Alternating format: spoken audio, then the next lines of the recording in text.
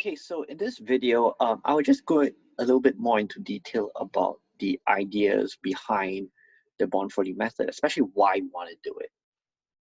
So um, some people call this topic joint estimation. So we're going to go over a few terminology over here first and remind ourselves some definitions. So we call that the significance level alpha.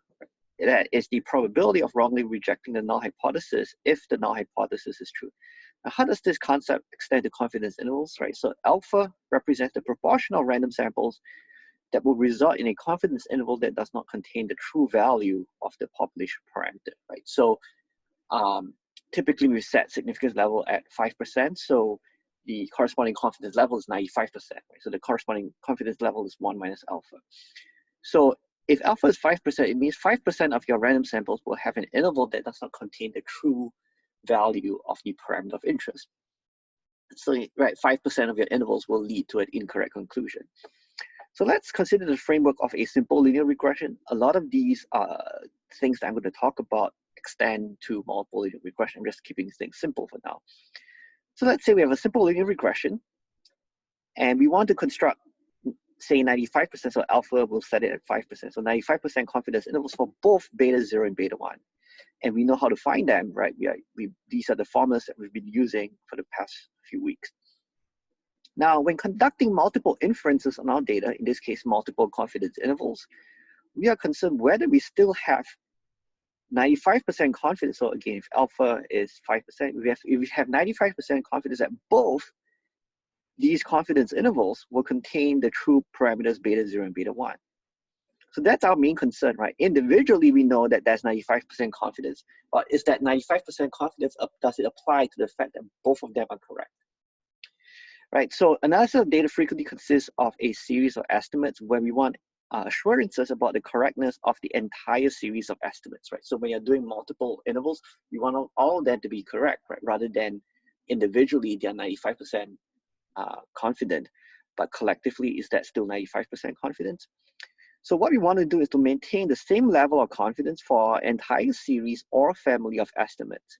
This is the family confidence coefficient. The proportion of families are estimates that are entirely correct when repeated samples are selected and specified confidence intervals for the entire family are calculated for each sample. So when you have two intervals, you basically say we want to have 95% confidence that both intervals are correct, rather than individually, right? Individually, each interval has 95% confidence. So let's consider, I'm using some probability notation over here. So let's consider two events, A1, A2, where A1 represents the event that equation 1 does not cover beta naught, and equation 2 does not cover beta naught. That's denoted by A2, right? So basically, A1 represents the event where your confidence interval for the intercept results in an incorrect conclusion, and A2 represents the event where your confidence interval for the slope does not contain the true value of the slope. We know by definition that the probability of A1 happening is alpha, and the probability of A2 happening is alpha, right? Because if we have it at 95% confidence, then alpha is 5%.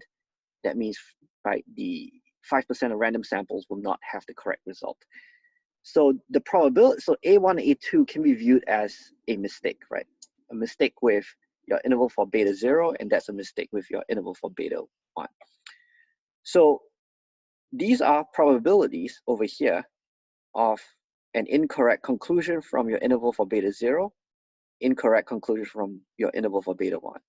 Each of them 5% chance of making a mistake. So now we want to calculate the probability that of both intervals being correct, right? So A1, A2, right, represents that interval is incorrect. So the notation that we use for the opposite, the complement of being correct, will be A1 complement, right? So the probability that both are correct is denoted by this notation over here, right? So that's probability that the interval for beta 0 is correct, and that is the probability, the event that the interval for beta 1 is correct. So this sign represents that both of these are correct. So the probability that both of these are correct. So let me write it in words, right? So over here, we write probability that both intervals are correct. That's what this represents. Probability that both intervals are correct is 1 minus, and so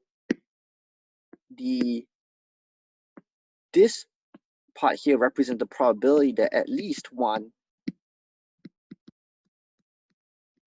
is incorrect.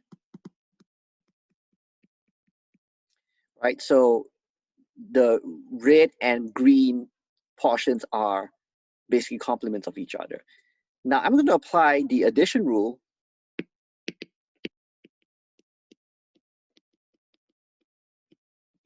Right, the addition rule states that probability of at least one of these happening is probability of the first one happening plus probability of the second one happening minus the probability that both of them happen.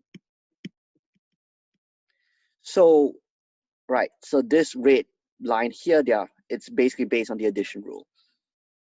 Now, if you look at equation number 3 over here, and look at this term, we know probability is always greater, it's not below 0, right? So because the fact that this is it's non-negative, so this we're basically subtracting a value that is, a positive value, right, from this part. So we know that this left-hand side here is now greater than or equal to the remaining part over here, right? Because we're no longer considering and removing this positive term over here. Now, individually, we know that's alpha and that's alpha, so that's why we are saying that the probability that both are correct is now at least 1 minus 2 alpha, right? So basically, we're saying probability that both intervals are correct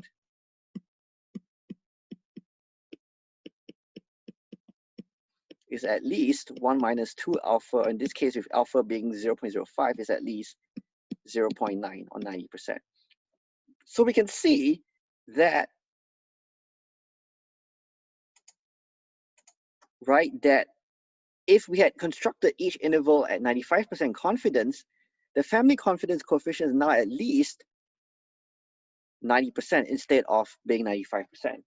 But what we want is that this family confidence coefficient to still be at least 95%, right? So we've seen it's been reduced. So this is where the Bonferroni method comes. So what this is telling us is that the probability that both of them are correct is at least 90%, right? Which means it could be less than your 95%. So if you want the confidence to be 95% for that every interval is correct, then we have to make an adjustment. So from equation 4, we can see that if you want the confidence coefficient to be at least 1 minus alpha percent, then individually each confidence level now must be constructed at a different confidence level, 1 minus alpha over 2 rather than 1 minus alpha, right? Because now if you say, let's change alpha to alpha over 2, then equation 4 becomes, right, the right-hand side of equation 4 becomes 1 minus alpha. So this means if you are replacing your individual confidence level from 1 minus alpha to 1 minus alpha over 2, then your individual confidence intervals now take on the form given in equation 5 and 6, right? We're basically dividing our alpha level by 2 because we're constructing 2 intervals. So in fact, if you look at equations 4, 5, and 6, right, I've only shown the example with when you want to construct 2 intervals. The same argument can be made for any number of intervals you want to construct. So let's say you want to construct G of them. It turns out that this probability that I showed over here, the family confidence coefficient is going to be at least 1 minus G times alpha, right? So if alpha is 5%, if you construct 10 of these intervals, then your family confidence coefficient will be at least 50%, right? But it's not at least 95%. So therefore you need to make an adjustment. So the Bonferroni method to ensure that you have at least 1 minus alpha confidence levels basically says that for your alpha level, you have to divide your original alpha level by G, right? So if you look at equation 1 and 2, right, this is how we find our multiplier, 1 minus alpha over 2, but now you're going to divide alpha by G, so now you get 1 minus alpha over 2G. Now, a few notes about the Bonferroni method. This method is considered conservative because it gives us at least 95% confidence instead of exactly 95% confidence. So your resulting intervals will actually be wider than they truly need to be.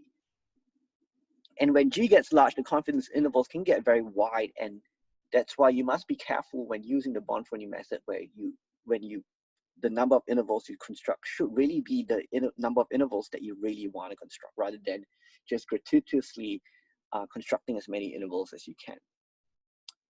Other methods exist that are less conservative but are more complicated to implement. Right, for the Bonferroni method, all we are doing is we're dividing the significance level by the number of intervals you wish to construct. Now, one note I'm going to make is the following. If you look at page 102 in your textbook, this author has a slightly different form for the Bonferroni method, right, compared to what I've written. So if you look at equation 7, I say you divide alpha by g. If you look at the author's method, they're basically dividing alpha by p rather than g, right? So that's really the only difference, right? Here is p, and the way I presented it is g over there. That's really the only difference between equations 7 and 8, right? So the textbook author divides alpha by p, the number of parameters in the model, whereas I divide it by g, the number of intervals you actually need to create. This is part of a philosophical issue. It's hard for me to explain what I think the textbook authors are thinking about, but I think what they are implying is that, well, since you have p number of parameters, you would want an interval for every one of them.